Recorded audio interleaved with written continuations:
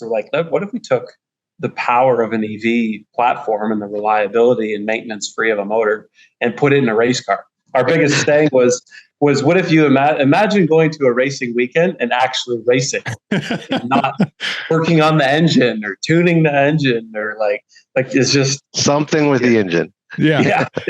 So in practice, that means that our car circulates a track in similar kind of lap times to a GT4.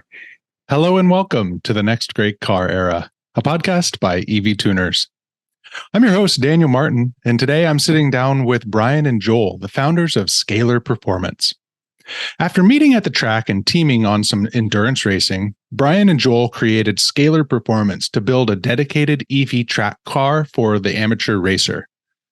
The performance of an electric powertrain is impressive, and Tesla cars have been breaking lots of records as more and more show up to the track. But at the end of the day, some must-haves for the street are not needed or even get in the way for a dedicated track car. Enter the Scalar SCR1, which takes the well-loved Toyota GR86 chassis with its robust aftermarket and then swaps in a bespoke EV drivetrain. The result is a car which is almost the same weight as its ICE counterpart, but with a power and balance similar to a Porsche GT4, a top speed of 146 miles per hour, which is faster than you can go on most tracks, and is already caged and approved for everything from HPDE high-performance driving experience all the way to wheel-to-wheel super touring with the National Autosport Association. We chat about the idea behind the SCR1, dig into the technical details of the car, and discuss the bright and fast future of racing with electric cars. Before we dive in, please remember to like and subscribe on YouTube, leave a review anywhere you listen to podcasts, and follow us on socials. It helps a ton, and I really appreciate it. If you want to participate with the EVTUNERS community even more, check out our Patreon page for all sorts of exclusive access. And now with that, enjoy. Brian, Joel, thanks so much for joining me today. It's always a pleasure to chat and hang out. There's a ton to talk about, Scalar Performance, SCR1, all of that. But let's start at the beginning with just who you guys are and how Scalar started. Sure. I guess I'll go first. My background's been all tech on the tech side. So I ran a decent size IT consultancy and a cybersecurity event and all sorts of stuff in the IT world. After doing that, I went to, club level racing. That's how I met Joel. He started building some motors for me, and his brother built a cage for one of my cars, which is the original connection. And then, after doing some endurance racing for a while, we said, hey, we should do a business together. And when we looked at kind of what EV can do, we're like, hey, this seems to be new and interesting stuff. Let's start exploring. So that's kind of the preamble, and I'll share a bit more, but maybe Joel, you can introduce yourself too. Yeah, so I'm Joel Fillets, and I've been pretty much in the car world my entire life. It's always been cars. Actually, my first word when I was a kid was car. So was it really? Yeah, literally awesome. Through and through. Cars has been my life. So I've always had a garage working on cars, racing. I started drifting back in 2010. That's kind of been like my racing background. And then, it was 2020, I believe, the end of 2020. Brian came to me with a 350Z, wanted to build for an endurance car. And I said, sure, let's do it. So I was putting the motor together for him. And over the course of the year, we were just racing together. And I would help him fix it and drive it. We were like, hey, this is fun. And then we see us and everyone else has motor problems because, gas engines just, if you're not refreshing it every year, it's blown up and you're replacing it. So yep. We decided, why don't we switch to electric? It's got amazing performance. It's got, the maintenance is next to nil. What would it take to kind of get into this world? And we looked into EV cars. That's when we started driving Teslas around tracks. And we're like, wow, these things are amazing rocket ships, but man, do they ever fall on their face, and you can't drive around all the nannies in them. They don't let you turn a corner too fast between the stability management, the ABS, the traction. It's like all the fun bits have been taken away from you. So we're like, what if we took the power of an EV platform and the reliability and maintenance free of a motor and put it in a race car. And it didn't exist. The platform wasn't there. You could get Formula E was around, but as far as like for an amateur club level to go out and race their electric car on the racetrack against it, even other ICE cars, in a wheel-to-wheel kind of door-to-door racing, it just didn't exist. So that's kind of where we're like, well, there's a bit of an opportunity there. So we joined forces, and there's a third number two, Roger, who's also been racing with us. So the three of us got together and like, let's do this thing. I love that. This is super exciting. To build on one thing you said about gas cars needing so much maintenance. Last day I was at the track like a week and a half ago or so. 2 people lost their motors, and there's tears and sadness and kicking rocks, and you just hate to see it because they're done for the day. They got a big bill to pay, and so it is nice to remove variables as far as what can go wrong so that you can stay out there racing. Yeah, that's definitely a big thing. Our biggest thing was what if you imagine going to a racing weekend and actually racing, and not working on the engine or tuning the engine or like it's just something with the engine. Yeah. The rest of the car was always great. The suspension was great. The brakes were great. The chassis setup was amazing. It was always an engine problem that we were battling. Awesome. So then that was kind of the beginning of the development of the SCR1, right? Let's talk a little bit about that. Let's see, where do we start with that? Because that's been a heck of a journey over the last, I guess, year and a half. We're coming into our second SEMA. So last year at SEMA, we presented the car, and it's yet to be tested prototype stage. And then this season, we'll be presenting the car at SEMA again in its as raced phase. So, quite a lot of leaps and bounds between SEMA last year and SEMA this year, between what was really just a concept on the floor and a car that's been out racing in the NASA Super Touring Series. So, so much has been learned over the time, right? We started with some amazing partners. If you see a brand name on the side of the car, they've been one of the partners helping us figure out the engineering. The biggest one there being Hypercraft, which is a company out of Provo, Utah, that's really been helping us on the powertrain engineering. But some other major players have come forward, right? Olin's built a suspension just for that car, put it on the shaker rig and designed a suspension just for it. PWR out of Indianapolis, PWR, CNR, RADS, they've really done some really clever engineering on the chiller plates that we use to keep the batteries cool. And their chiller plates were really, really instrumental in us being able to run 30 minutes. Because that's the hard part. Even these like wonderfully fast nitro cross cars that you see EV racing, or this E Extreme, like these are all under 10-minute events, right? And then these cars go rushing to chilled water solutions.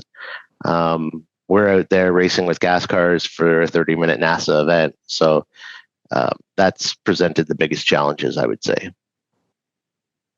So I'm going to put a picture up for folks that are watching this on video so that they can see. But let's talk about the chassis that you started with. I think that when I first saw it, it's like, wait, I think I recognize that car. And there's some really kind of clever elements as far as parts availability that kind of go along with it, the existing aftermarket. Can we talk a little bit about that? Yeah, absolutely. Go ahead, Joel. So as racers, fellow racers, a big thing that we wanted to accomplish with this build was having a friendly car to work on, especially coming from an amateur club level racing. You're not talking about $1 million budgets here. You're talking about people who usually partner up with a couple friends. They're going out for the weekend. They want something that's familiar, easy to fix, easy to work on. So a big part of choosing a chassis in the beginning was finding a familiar car for people to work with. And the new GR86 that came out just seemed like a no-brainer. We had actually planned on doing the first gen, and then initial talks, we were trying to find some that had like blown motors because you could pick them up relatively cheap. They're a super popular chassis when it comes to drifting. Grip racing is the drifters call it, or I call it, so road circuit racing. Even rallying, I've seen a couple of my friends have taken them as rally cars. So it's really a chassis that's been used for literally any kind of use case. It's had every kind of motor swapped into it, or engine swapped into it. I think we're definitely the first one to swap an electric motor into it. But as far as aftermarket support, you couldn't get a better chassis. Like it's just whatever you think you could want to do with this car is available for it. So at this time also, because this was the business kind of came to conception in 2022, the new 2022 GR86 model had come out. And like, wow, what a sharp looking car. They just perfected the look, the lines. It's just an unbelievably amazing chassis. And when we found out that it's pretty much based on the same on the first gen, as far as suspension, subframes, like it's literally the first gen with just a better looking body on it. So it's like, well, perfect. So everything that everybody's developed since 2013 when that chassis came out is all applicable to the new chassis. It all fits, it all works. So we don't need to do any new R&D for components. So again, what a perfect chassis to pick. People are familiar with it. And the cost to purchase the chassis is relatively cheap.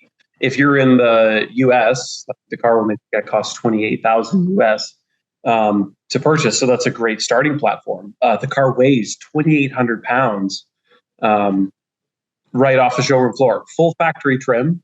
It like, where can you buy a rear wheel drive car, manual transmission that's fun and sporty for under 3,000 pounds? Like every car nowadays is so heavy. So to find a car that already started out light, because knowing that we were going to be putting a whole bunch of weight in this car, like we wanted to start with a nice lightweight chassis. So again, just another reason, like we just coming up with pros and more pros and more pros in order to pick this chassis. So that's why we went with it.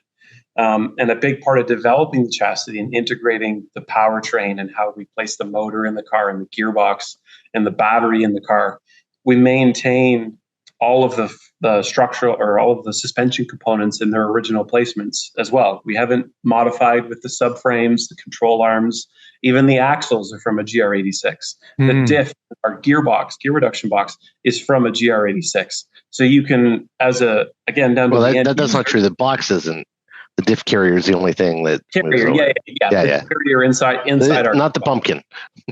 Yes, the carrier that has the little limited slip bits. We unbolted the crown gear and bolted a spur gear on it. But so it took the GR86 axle. So if you break an axle or you have an accident or something in it, then you can just go to any wrecking yard and get another GR86 axle for it, or share your buddy's axle who's running a nice engine. So again, because we want this to be a very friendly and approachable car, we want things to be familiar. We don't want you to have to come to us for some specially ordered control arm and axle that's like a 6-month waiting period. No, I want you to race as quick as possible if you get into an accident or something like that or break apart. So it's just so many things and thought went into the chassis and how we constructed it so that you could approach this car as just a novice racer and not be intimidated very cool by it. Yeah. So now the R&D version you're currently driving. Take us through a little bit of the technical elements from the EV side. Do you have a battery pack? How big is that battery pack? Yeah, so I guess the technical sides, like if you think about the simplistics of an EV powertrain, you've got a battery, an inverter, and a motor are kind of the three most major components, right? Yeah. So nothing in our powertrain is, used anywhere else at this point. The battery is unique to the build. Hypercraft's building the batteries for us. So the battery in our car takes up the engine bay, transmission tunnel, and the rear seat gas tank area that's behind the passenger driver seat. So think of a big T-shaped battery pack. And it ties together because we end up cutting the transmission tunnel out of the car. Now that battery pack has a big 1/4-inch skid plate on the bottom, which ties together the 4 frame rails. So the battery becomes a structural member of the car. Very cool. And that skid plate means that if the car ever tumbles, the battery pack is well protected. And of course, it's inside the cage. So the battery is that big T-shaped pack. And then the inverter is a Cascadia. and it provides the inverter, and then the motor Stealth EV provides. So they've designed it specific for this use case. It's all oil cooled and lubricated rather than the more traditional oil to water setup, and that allowed us to package it in kind of a smaller packaging, and then it sits directly above the subframe to drive the rear wheels through the gear reduction box we just talked about. So it's kind of very tidily all stacked right up on that rear subframe, comes up into what would have been the trunk space. And so that creates a weight balance that's not accidentally about the same corner weights as a Porsche GT4, which is very different than the GR86 corner weights, and why Olin's had to do it in a completely custom suspension, even though the control arms are GR86. The suspension valving and spring rates, of course, are very different because our weight distribution is very different. So factory would be a 55-45 split, and we're exactly opposite, 45-55 split. So like I said, not accidentally the same overall weight and corner weight and weight distribution as a Porsche GT4. Which are pretty good. They're pretty all right. They're okay. Yeah. Yeah. It goes around the track. Not too bad. Just the drag thing. Like, yeah. So I know it's not a perfect comparison, horsepower to electric kind of kilowatt hour or kilowatt, but rough comparison for folks who are kind of thinking in that horsepower range. What would you say is kind of going to the wheels? I'd love to actually kind of put a snapshot up of the dyno graph from our car and insert a little chat here about the horsepower and torque of an electric. Let's do it. I think it's super useful for people to think about the single gearbox scenario. The difference is, like you've got more of a mountain range, and you can insert a Porsche GT4 dyno pull here. You can grab the one off my car if you like, but so my car is the GT4 is 370 wheel horse. So 370 is the peak, and then as the RPM rises past that, it falls off. So if you're running in that, top of the rev range, the top of that mountain there, you're running, so 370 is the peak, probably always 340 to 370, the best you can through each gear shift, right? You try to keep yourself there. Our car, the maximum output of that motor core is 500 horsepower.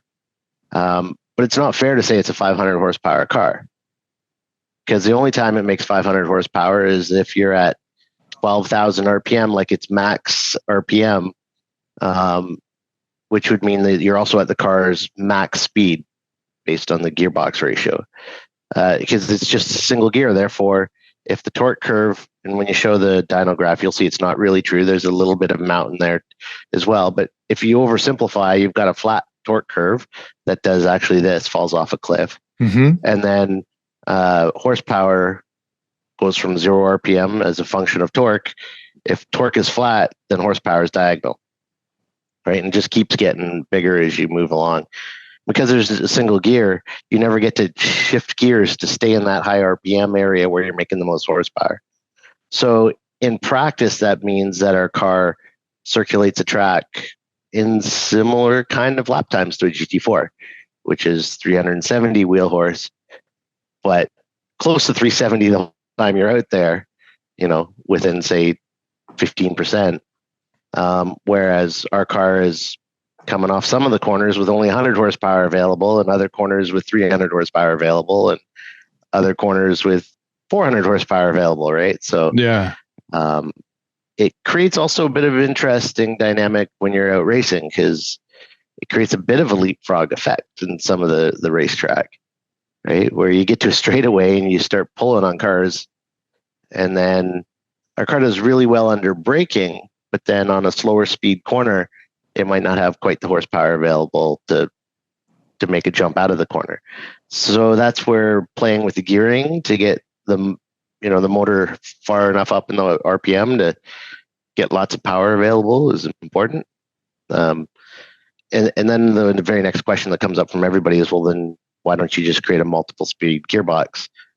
But it really goes to what Joel was talking about, making a super affordable, easy to maintain car. Nothing simpler than a direct drive single gear. There's really nothing to break there. Like, you change the oil on it eventually, and like about as often as you change your gear, your differential oil, and that's really about it.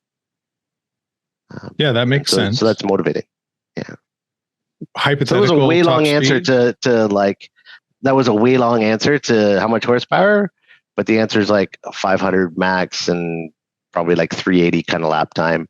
And with the 6.2 gears that we've just put in it now, the max speed is 148 miles an hour, which it gets to reasonably quickly. So you end up holding there. Oh, you get to it. That's good. Yeah, very, very quickly. Yeah.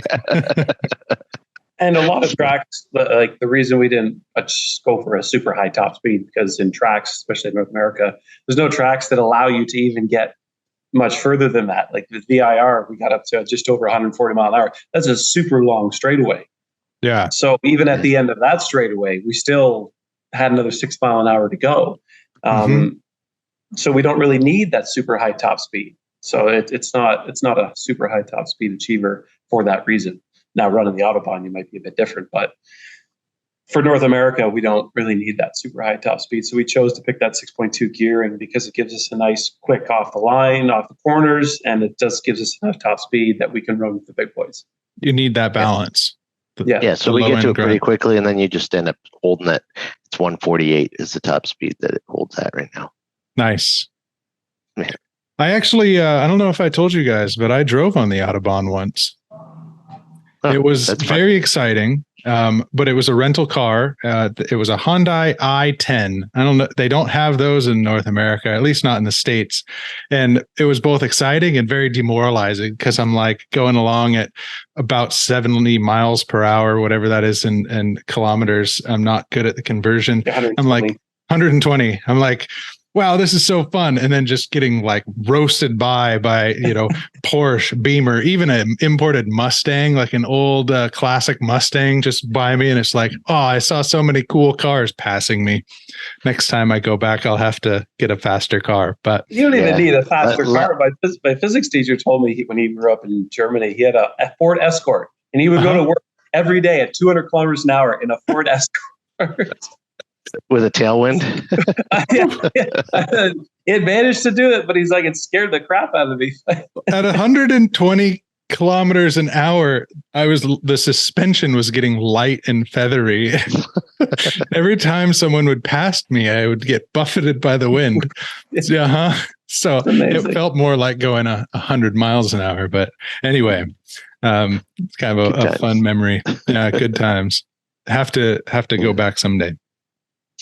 Yeah, I did a mega Germany trip for my 40th, and we hit Spa and we hit Nürburgring, and we did country roads and Autobahn, but we had a big pile of really fast cars. Nice. So, it's an interesting experience in beautiful country. That was I think you made the better choice. Yeah. So back to the SCR1 battery pack size. Do we know what that is? And as far as you mentioned, kind of that 30 minute range is what so right now we're at 60 kilowatt hours. Okay. And that's given us the 30-minute runtime. We're looking at changing the cell types in the next pack revision, which will bring us to 70. Which should give us the 45-minute runtime of the NASA Nationals, which is what we're looking at. And that is 45-minute runtime. Now, is this factoring in kind of that buffer on either end of the pack? Not full charge, warm up, warm up laps, or even just safety in the pack. Full charge. Take it 100%. We do. Okay, we really do. Like right now. The cells are max nominal of 4.2, and so we're taking it to 4.2 for a full race. the new pack, the new cell type that we're looking at will be 4.5, and so we'll be looking to take it up. Again, when you think about what you know about street cars, your biggest thing there is you don't want to shorten the life of the pack. You're trying to get a 10, 15-year life out of that pack. We don't really know if our pack's going to die at 5 years or 6 years or whatever. But, frankly, if you got 3, it would be 3 times longer than a motor lasts. Right. Right. So, and about the same budget. So we're not really worried about pack longevity. We're worried about maximum runtime, and we're worried about making sure that your last lap, the car is just as capable as your first lap, meaning that you're putting consistent lap times down. So that's one of the other things that we're worried about when we're doing calibration is making sure that we don't, draw down or allow the motor to go way into its peak for too long and then not have that peak available later. So we want consistent laps over the course of a race. Now you can go racing with gas cars and know that if you can do a consistent lap, you're going to do well, right? Just like you would with a gas car. Yeah. And so are you running into any voltage sag at all in, say, like towards the end of that 30-minute session? So the short answer is yes. Yeah. The long answer is we're watching it very carefully as we're going through development cycles. It's part of why we're changing cell types so that we can shore that up. And again, voltage sag happens no matter what. It's just whether it's too much voltage sag, right? Or voltage sag to the point that it's impacting performance. And so we're able to get that kind of runtime and consistent laps now at the 30-minute mark.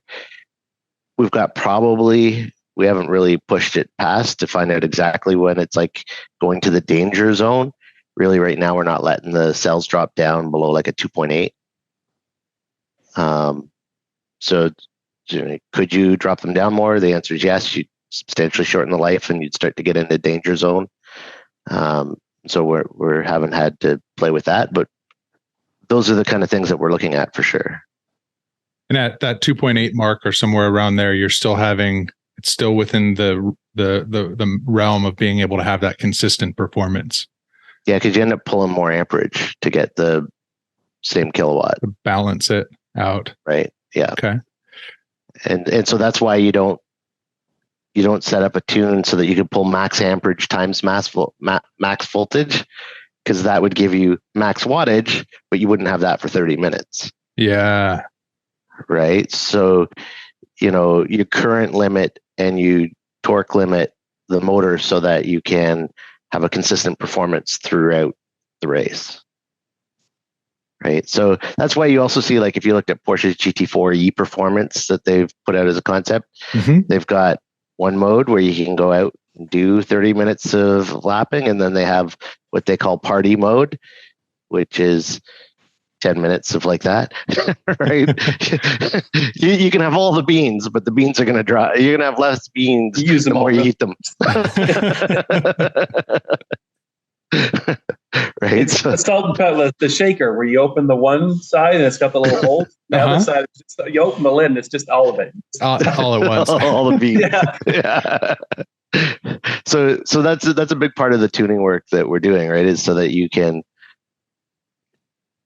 every lap you can come off each corner the same way, right? As you go to a track day, you go out there and you want to focus on your racecraft. You don't expect the vehicle to behave differently each lap. So, hard to account for that. Right. You might behave differently. That's on you. But the vehicle should need only one variable, if at all possible, right. And that's the nut behind the wheel. Yeah, exactly. Yeah. So that's a large part of the work for sure. I think that's really interesting, not only because there's maybe a misunderstanding by some folks that there is no tuning in electric cars, but also just the process that you guys are going through of taking this car that you built and then tracking it and then making adjustments, gathering that data and continuing to build and iterate. Like, that's really cool. I think a lot of car people would be fascinated by that process. it's really fun and interesting. At least I'm biased, and I think so.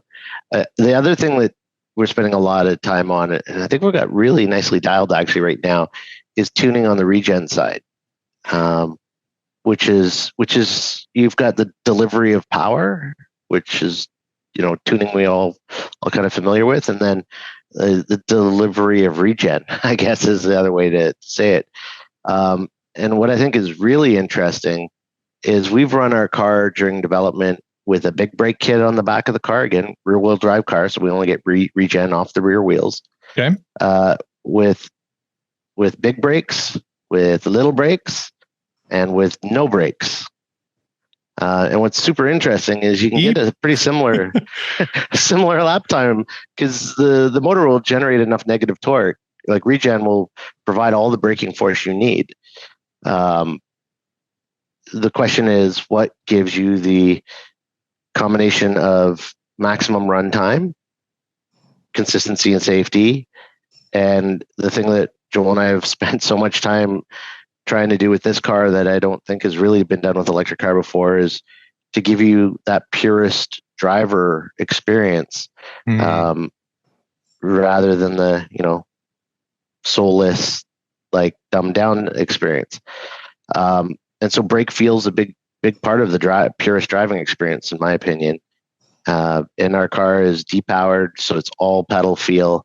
There's no ABS in it. So with all that pedal feel, it's really easy to do threshold braking, which is interesting. But then we're using a pressure sensor so that we know exactly how much brake the driver is calling for, and then adjusting regen accordingly. And if you were to call the map that we built with no brakes on the car, like the 100% map, what we're kind of leaning to right now is about a 20% map. So, about 20% of the maximum regen table. And what we found has been driving that is putting current into the battery puts even more heat in the batteries than pulling current out. And so from a thermal perspective, from a being able to head out with a full charge instead of needing a bunch of pack,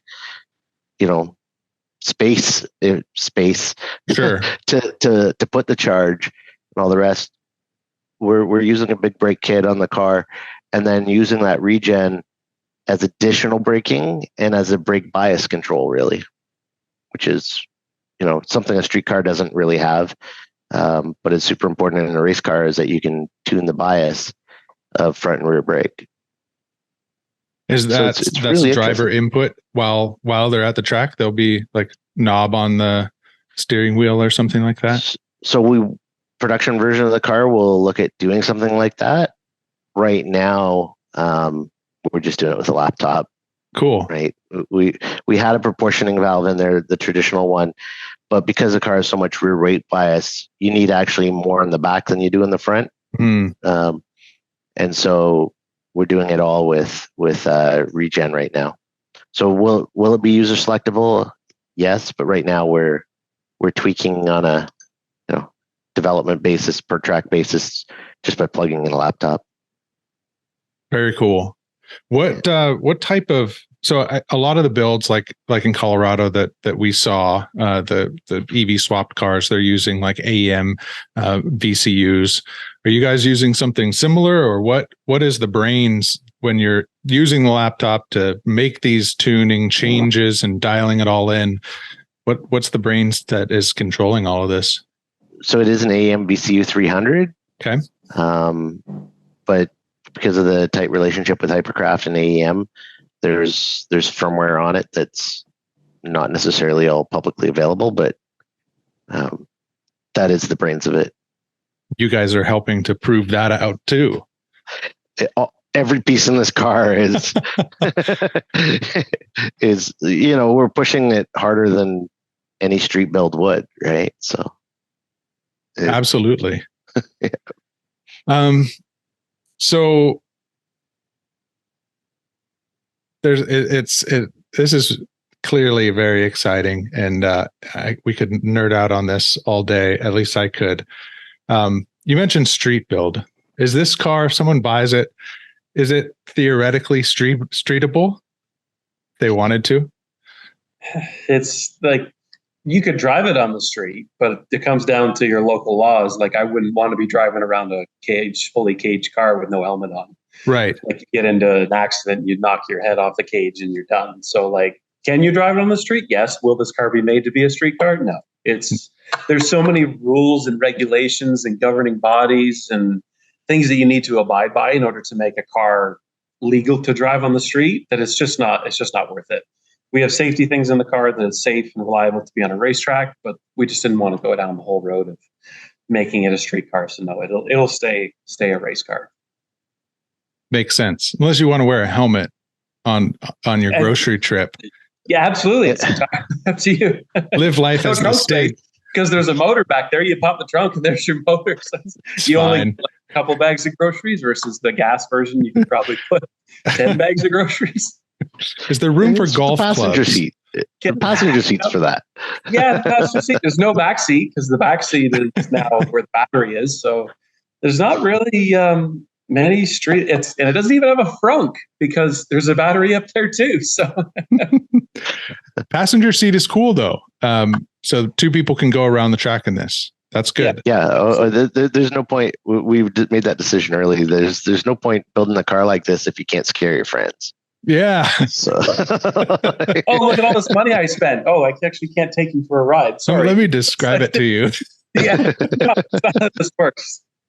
Yeah. So the passenger seat comes out easily, so you can take that weight out of the car when you want to go racing. But I mean, let's be honest, you're not going to spend this money on the car and not want to scare your friends. So. Yeah, seriously. Also, not just like you want to scare your friends, but as a teaching tool. Like this car, electric has that ability so that you can dial the power down with a little turn of a dial. And this could be easily used as a learning car. If you want to take it for a driving school or a driving academy, like this car is the most approachable thing. You're not worrying about shift points. You're not worrying about clutch and even just transmission stuff. It's literally set the power and drive it. You can focus on car placement on the track, hitting your apexes, your corners, passing. Like it's just, so of course, having a passenger seat in it for that aspect also was important. Put an instructor in it. Yeah. HPDE days. Yeah. Exactly. Yeah. So when should people be kind of keeping an eye out for the production version? Or when do you propose that there might be pricing information available for someone to be able to kind of go and start perusing? So pricing is on the website now. The first cars we've priced at $209. Of course, we hope to be able to put some founder edition cars is what we're calling them for the first 10 cars so that we can get some people out racing them and some feedback. We'd hope to deliver those sooner, but really the development cycle that we've been talking about, like every component's in a development cycle with us for sure. And so it's, taken more time than expected. I would expect more of a fall 2024 if I was being realistic about it now. Hopefully we'll have a second car out early next year. So we'll have 2 cars out racing and then we'll have a lot more data. We can really tune it. We really want to be able to put it in people's hands and have them just plug it in and then go race, which is really the goal. So. Yeah. Will there be capability for like almost like over the air updates, but maybe even like racing settings? Like Joel dialed in his favorite settings for a track. Like, could I download that and be like, I really like how he approaches this track, and now I'm going to like flash it onto my SCR1? That's a really interesting thought. I can't say we've really nailed that. Over the air updates is not something we wanted to provide. Like, it's your race car when you buy it. You'll want to put things on. I've been thinking more like your second idea, which is I like Joel's settings. I'll use those. Yeah. Or I'll use the NASA approved settings for this event, that kind of thing. And so that's been more what we'd want to do. And so the thinking there is like right now, again, early development, that it's all very selected off a laptop and uploaded to the VCU. Whether we keep that approach for the first few cars, like longer term, we wanted that to just be off the touch screen in the center. But in the first versions, I imagine it'll still be a plug the laptop in. That makes sense. But yeah, like we'll lock certain settings and allow other settings to be adjusted within a safe percentage. So the regen, once we've got it dialed in really well so that it's good for 90% of the people at 90% of the places, then we just need to provide, say, a 15% plus or minus for your tastes / situation. And so that's more what you'll see from us as far as making it simple, and rather than giving you the regen table and being able to blow up a battery pack or something like that. Right? So we don't want that. No, that would mean no more track time. Right. So, also, the batteries are still rather expensive. So, looking far ahead, do you guys have any wild ideas for the SCR2? Is there an all-wheel drive version in the mix, or any other thoughts about do you know 5 years who's desperate to build a drift car? Guess. Is it Joel? Oh, you can't see that there. Interesting. So we've talked about it and when we designed our gear reduction box, we had in mind to have a second motor on the other side of it. Because right now, if you pop the trunk, the motor and drive line is in line with the axle. So to have a second motor kind of on the driver's side in the trunk, you have 2 of these 500 horsepower motors going into a gearbox. Now you have 1,000 horsepower rear wheel drive drift car. Yeah. Oh, baby. That sounds pretty appealing. Yeah. So that's kind of the only other iteration that we've discussed as far as this chassis and what's the next thing for it. I mean, the GR86 is an amazing chassis, but it is really small. So as far as packaging, we've pretty much crammed as much stuff in it as we can. There's not much more room to put motors up front. An all-wheel drive setup would be cool, but that's a lot of extra weight, and we're really trying to keep the weight down for a car as small as this size. So I think a dual motor might be in the works. We're still in the discussions for it for this fall, but that's about the only other iterations we've talked about. That counts.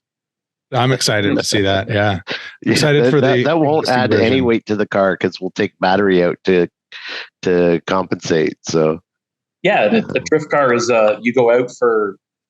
You're out there for 5-10 minutes, maybe 15 minutes if you're doing it one more time. So you don't need that 30 or a big 30-minute pack. We have 60 kilowatt packs. You can really, and this is the amazing thing about EVs.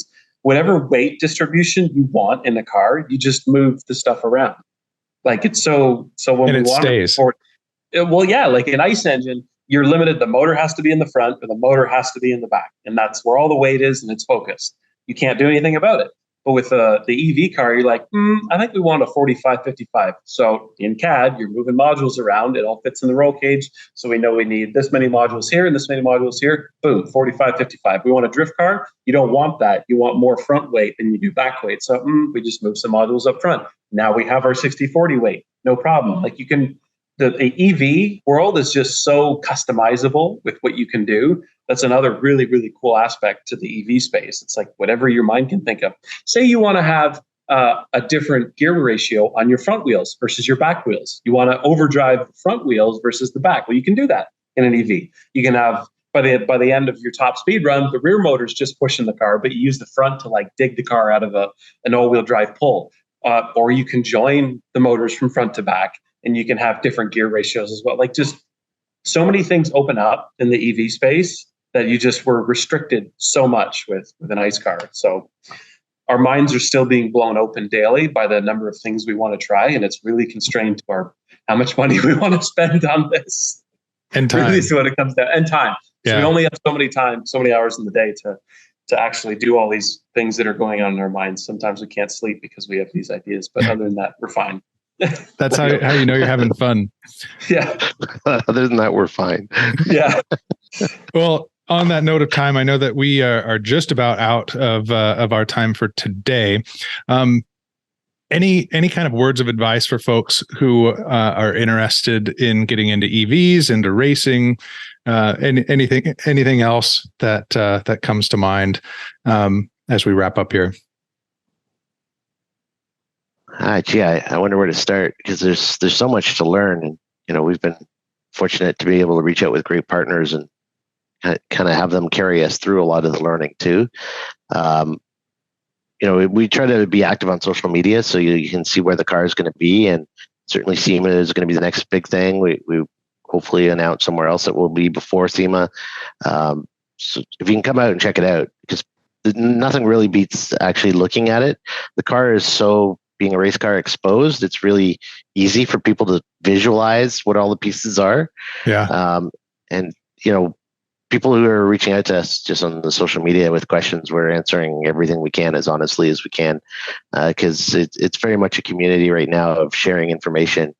I think it was that State of Charge conference where someone said there's so much opportunity right now. Competitors don't have to hate each other. There's just like, right. They can all help each other. There's so much interesting opportunity out there. So we're very much embracing the share all the information. That's good advice. The community is really great in the EV world right now. Yeah, it's very much like the hot rod days of the 20s and 30s. Like, this is all so new. Nobody's got that solution, like perfect solution. So everybody's just trying everything. Yeah. And it's a great community to just talk to everybody. What did you do? Oh, I did this. Oh, I didn't even think of that. Like, it's just new motors, new inverters are coming out literally every month. There's a new product that's out there to try. It's just so exciting. Just so many new things coming out. So my encouragement to other people would just be to ask questions and never stop researching and seeing what other people are doing. I love it. Well, with that, thank you, gentlemen, both for the time, and look forward to seeing you at the track and at SEMA. Awesome. Thanks, Dan. Thanks for your time. Dan.